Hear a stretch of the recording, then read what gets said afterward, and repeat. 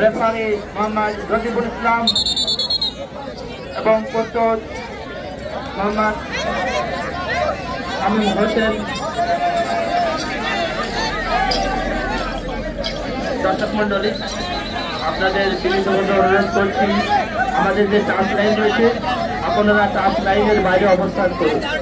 আপনারা টাচ লাইনের বাইরে অবস্থান করুন, খেলা উপভোগ করুন, নিজে খেলা দেখুন এবং অপরকে খেলা দেখার সুযোগ করে দিন।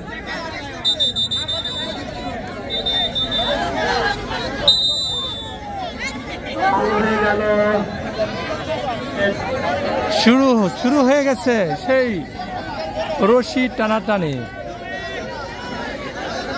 সেই রকমের হাড্ডাহাড্ডি লড়াই, দুই দলই খুবই হাড্ডাহাড্ডি। ওই দল ফার্স্ট হয়ে গেছে, এই দল ঠকে গেছে, ওই দল ফার্স্ট হয়ে গেছে। এখন প্রস্তুত মাঠে প্রবেশ করবে মোহাম্মদ রানার দল এবং মোহাম্মদ রবিউল ইসলামের দল। এখনই মাঠে প্রবেশ করবে মোহাম্মদ এবং রবিউল ইসলামের দল।